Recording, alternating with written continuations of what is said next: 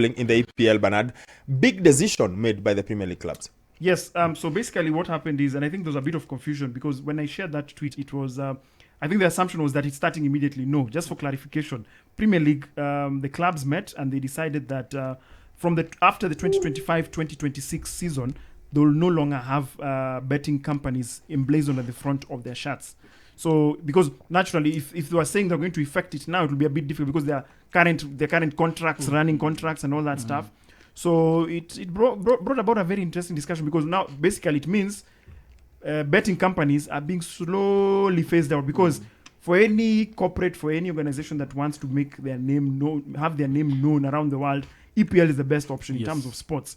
And the best place to put it is in the front of the shirt. So if you have a player X playing for team Y, scoring, everyone will be seeing that on the front of the shirt. At the back, no one cares. And you see, of course, also the rules are you can't put something like that at the back. So essentially, I think it's the beginning of the end of betting companies in the English Premier League. I think in the world of football. Up until this point, betting has been a necessary cancer. It is not quite liked, but it brings in money. It employs people. There's a lot of revenue to play around. People live off it. People bet and make money out of it. So there has been this sort of, how do we put it, give and take. Yeah. We tax them heavily. You know how it happens with, for example, alcoholic companies where it's a necessary cancer, but it's employing people, so we have to tax it heavily, and what have you, cigarette companies and what have you. So betting has been in that space. But there has been some very, very much soul searching of late. Yeah. And it's getting to that point where must we really have this? Must we really advertise betting? Must we really have it? Because if you look at in Kenya, for example, it's slowly been phased out of the public because you can't like have a betting advert in the media before I think 10 p.m. You have to do this, you have to do this, you have to do this. The tax rates keep on going up. So I think at some point somebody has made a decision that that betting has to slowly get off the limelight. We'll probably discuss why. But for the record, if this is supposed to happen immediately, eight Premier League clubs out of a possible 20 could have been affected.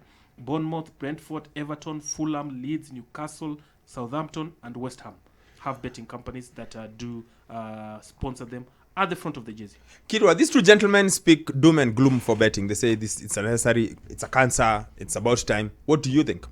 I think they're still going to exploit some loopholes because even if you see with these new EPL rule, it only affects the front of the jersey.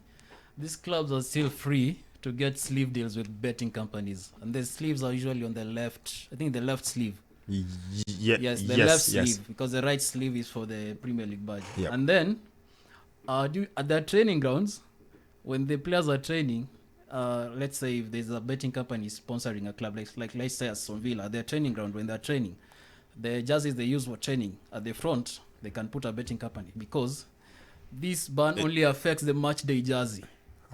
But at the training ground, these guys can still wear those betting companies at the front of the jersey while they're training. And also even there's those pitch side. The LED advertising. Yes. They also they will be allowed to run the adverts there. So it's like they have just taken out maybe, it's just, do I say a big, just a small portion. Like there's a change, but it's a change. That's why I've asked, because I spoke to one of my very good friends is a big official with one of the biggest betting companies in the world, and he told me part of it could be, and this is all rumors, guys. Before you accuse me, this is just what is not allegation. What is that thing? It's a hypothesis.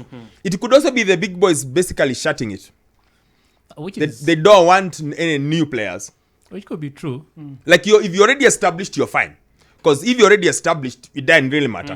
But we don't want any more. Like we are enough. You know the way we say tumemaliza. Imetosha hapo. New players. There are guys they are already the big players in, for example, in betting all over the world. Yeah. So we stop advertising. Then what